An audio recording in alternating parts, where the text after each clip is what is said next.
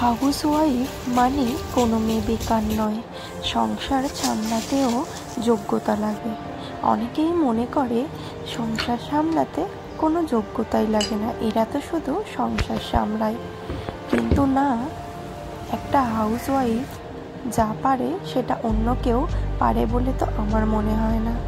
সংসার সামলাতেও কিন্তু যোগ্যতা লাগে। যাই হোক বন্ধুরা, তোমাদের সাথে আমার এই ভিডিওতে অনেক গল্প হবে। তার আগে আমি আমার পরিচয়টা দিয়ে নিই বা ইন্ট্রোটা দিয়ে নিই। আমি আমার একান্তই প্রাণের শহর কলকাতা থেকে রাজিয়া, আর আমার রাজিয়াস লাইফস্টাইল চ্যানেলে ছোট্ট একটা পরিবারে তোমাদেরকে অনেক অনেক ভালোবাসা। দেশ বিদেশ ছোট বড় যারাই আমার ভিডিওটা দেখছো তাদেরকে অনেক অনেক ভালোবাসা নিয়ে আজকের ব্লগটা স্টার্ট করলাম।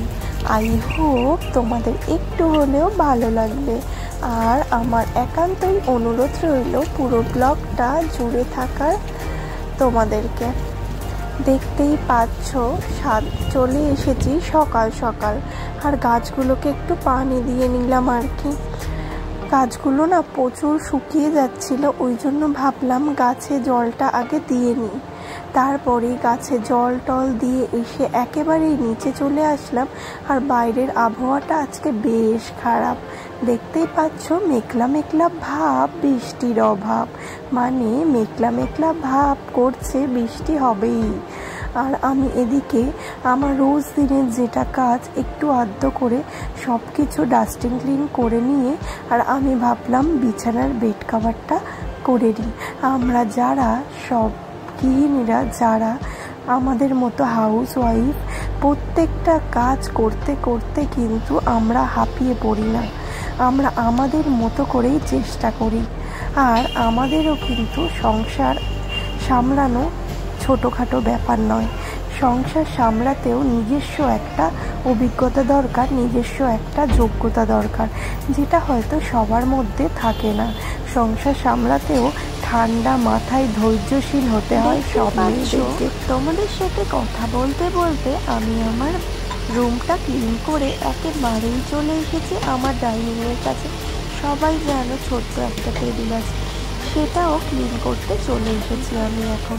সব ক্লিন করার পর একেবারে যাব রান্নার কাছে, তারপর রান্না করতে যাব।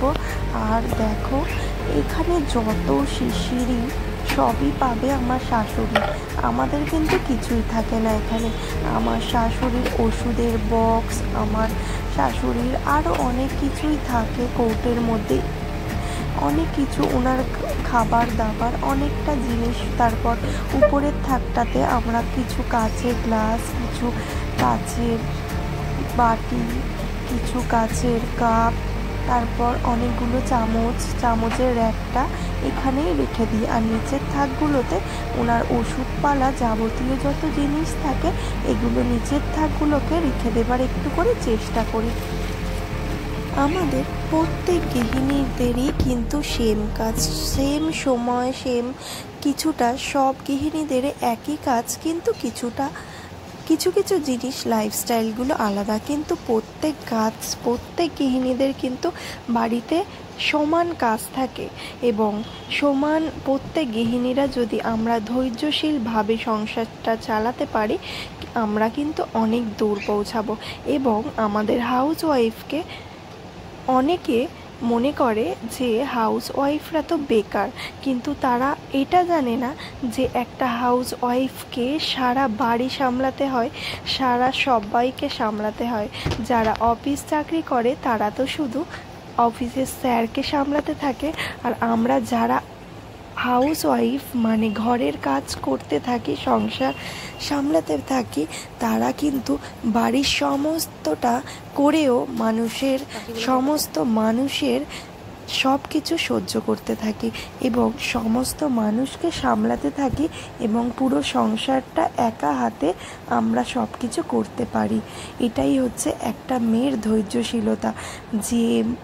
যেসব গৃহিণীদের এই ধৈর্যশীলতা থাকবে তাদের কিন্তু প্রত্যেকজনের খুব ভালো তারা দেখতে দেখতে আমি কিন্তু সোফাটাও ক্লিন করে নিয়েছি। তারপরই এসেছি রান্নাঘরে। দেখতেই পাচ্ছ মাছগুলোকে নুন হলুদ ঝাল রোজকার মতো করে একটুখানি মাখিয়ে নিয়ে ছেড়ে দিলাম। আর এদিকে আজকে না 3টে মাছ নিয়েছি, যেহেতু আমাদের আর কেউ মাছ খাবে না। আমার ঠাকুমা শাশুড়ি আর শ্বশুর মাছ খাবে, আর আমার ছোট্ট সোনাটার জন্য 1 পিস মাছ নিয়েছি। আর দেখতেই পাচ্ছ এখানে আমি রান্নাটা চাপিয়েও দিয়েছি। আর এদিকে আমার শাশুড়িকে তোমরা দেখতে পাচ্ছ আলু ভাজছিল। আর এদিকে দেখো পটল দিয়ে একটুখানি মাছের তরকারি করব। এটা আমার ছোট্ট সোনাটার আর নিচে খাবার জন্য বেশি করলাম না, কারণ আমরা তো কেউ পটল খাই না, আর কেউ পটলটা একটু চায়ও না আর কি, খেতেও চায় না কেউ। আর এদিকে দেখো ঝিঙেটা কাটা আছে। হ্যাঁ, ঝিঙেটা আমরা সবার জন্য ঝিঙেটা নিয়ে নিয়েছি। আর এদিকে উচ্ছেটা আলু দিয়ে ভাজবো, যেটা হচ্ছে সবাই খেয়ে নেবে। আর পটলটা নিচে যাবে, মানে আমার ঠাকুমা শাশুড়ি আর আমার ছোট্ট সোনাটার হয়ে যাবে আর কি। দেখতেই পাচ্ছ এখানে কিন্তু পটলটা আমার রান্নাও হয়ে গেছে, আর আমি এখন এটাকে ঢেলেও নেব। আর বন্ধুরা, যেটা বলছিলাম, তোমাদেরও কি আমার মতোই মনে হয়? আমার তো এটাই মনে হয়। দেখো এখানে কিন্তু আমার চিকেনটা রান্নাও হয়ে গেছিলো। তারপর আজকে অনেকগুলো রান্না ছিল, সবটা তোমাদের সাথে না ক্যামেরাবন্দি করতে পারিনি। আসলে সব সময় তো সময় হয়ে ওঠে না, যতটা পারি চেষ্টা করি শেয়ার করার। এদিকে আমি গ্যাসটাও আমার মতো করে রান্নার শেষে আমি একবার চেষ্টা করি গ্যাসটা মোছার। প্রতিদিন আমার মনে হয় প্রত্যেকটা গৃহিণীরাই তাই করে। আর আমার তাই সেটাই মনে হয় যে শুধুই কি হাউসওয়াইফরা বেকার, তা কিন্তু একদমই নয়। একটা হাউস ওয়াইফ মানেও তাদের সমস্ত যোগ্যতা লাগে একটা পুরো সংসার সামলাতে, এবং শুধু সংসারই না, সংসারের প্রত্যেকটা মানুষকেও সামলাতেও তার যোগ্যতা লাগে। যাই হোক বন্ধুরা, আমাদের দেখো বলতে বলতে হয়তো ভাববে অনেকটাই দিদি জ্ঞান দিয়ে ফেলেছে, কিন্তু আমার মনে হয় পাখিগুলো দেখতে পেয়েছে, ওরা দুজনের মতো গল্প করছিল। আর একেবারেই চলে এসেছি ঘুম দিয়ে, একেবারে সন্ধ্যা তোমাদের সাথে আবার চলে এলাম। দেখতে পাচ্ছ রুটি করতে চলে এসেছি। সন্ধ্যায় আসলে আমার শ্বশুর রুটি খান, তো ওনার জন্যই এখন রুটি করছি। শুধু উনিই না, আমার ঠাকুমা শ্বশুর ঠাকুমা শাশুড়িও রুটি খায়, তো ওদের 3 জনের জন্য রুটি আর ডাল করব। এখন সন্ধ্যাবেলায় চলেও এসেছি রান্নাঘরে। সারাদিনটা রান্নাঘরেই আমার বেশিরভাগ সময় কেটে যায়। আর তারপর আমার হাজব্যান্ড আসলে তারপর আমি ঘরে ঢুকি, না হলে বেশিরভাগ সময় রান্নাঘরেই কাটে আমার। দেখতেই পাচ্ছ রুটিটা দিয়ে দিচ্ছি। আমার কিন্তু খুব একটা যে রুটি করতে ভালো লাগে তা কিন্তু না, কিন্তু একটা অভ্যাসে পরিণত হয়ে গেছে। না করলেও মনে হয় যেন আজকে কিছু একটা খালি খালি মনে হয়, তাই রোজকারের অভ্যাসে পরিণত হয়ে গেছে। যাই হোক বন্ধুরা, গল্প করতে করতে তো এটাই ভুলে গেছি, যারা আমার সাথে আছো, পাশে আছো, তাদেরকে অনেক অনেক ভালোবাসা আর অনেক অনেক ধন্যবাদ। আর এতক্ষণ যারা সাথে ছিলে, আমার পুরো ভিডিওটা কন্টিনিউ করার অনুরোধ রইল। আর কোথাও যদি আমার ভিডিওটার কিছু অংশ ভালো লেগে থাকে, তাহলে কষ্ট করে হলেও একটা লাইক করে দিও।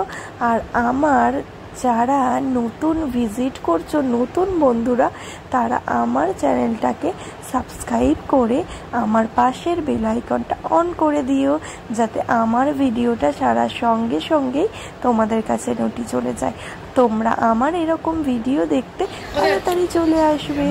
আর দেখতেই পাচ্ছ রুটি করে আমি আর আমার যা ফুচকা নিয়ে বসে পড়েছিলাম। এখানে দুজন মিলে একটু ফুচকাও খেয়ে নিলাম। তারপর বেসিনটা ভীষণ নোংরা হয়ে গেছিল, তাই ভাবলাম যখন একটু ফাঁক আছে তো আমি বেসিনটা একই হাতে পরিষ্কার করে নিই। তাই ভাবলাম বেসিনটা পরিষ্কার করে নিলাম। আজকে আর বেশি কিছু দেখালাম না, কারণ শরীরটাও ভালো না, তাই আর ভিডিও না করতে ভালোও লাগছিল না। যতটুকু পেরেছি ততটা ক্যামেরাবন্দি করার, তোমাদের সাথে শেয়ার করার চেষ্টা করলাম বন্ধুরা। যাই হোক বন্ধুরা, আমি আমার ভিডিওটা এখানেই এন্ড করব। নতুন একটা দিনে, নতুন একটা সকালে আবার তোমাদের সাথে আমার দেখা হবে। ততক্ষণ তোমরা আমার ভিডিও দেখবার জন্য ওয়েট করতে থাকো, আর ভালো থাকবে আর সুস্থ থাকবে। নতুন একটা দিনে আবার দেখা হচ্ছে তোমাদের সাথে। টাটা, বাই, আল্লাহ হাফিজ। দেখো আমার কিন্তু বেসিনটা পরিষ্কার হয়ে গেছে। যাদের সাদা বেসিন তারা কিন্তু মানে প্রতিদিন পরিষ্কার করলেও আবার নোংরা হয়ে থাকে। এই জন্য সাদা বেসিন নেবার থেকেই না নেওয়াটাই আমার মনে হয় উচিত। আর যদি নাও, প্রতিদিন তোমাদেরকে আমার মতো এইভাবে পরিষ্কার করতে হবে। যাই হোক বন্ধুরা, টাটা, ভালো থাকবে আর আমার ভিডিওটা বেশি বেশি করে শেয়ার করার চেষ্টা করবে।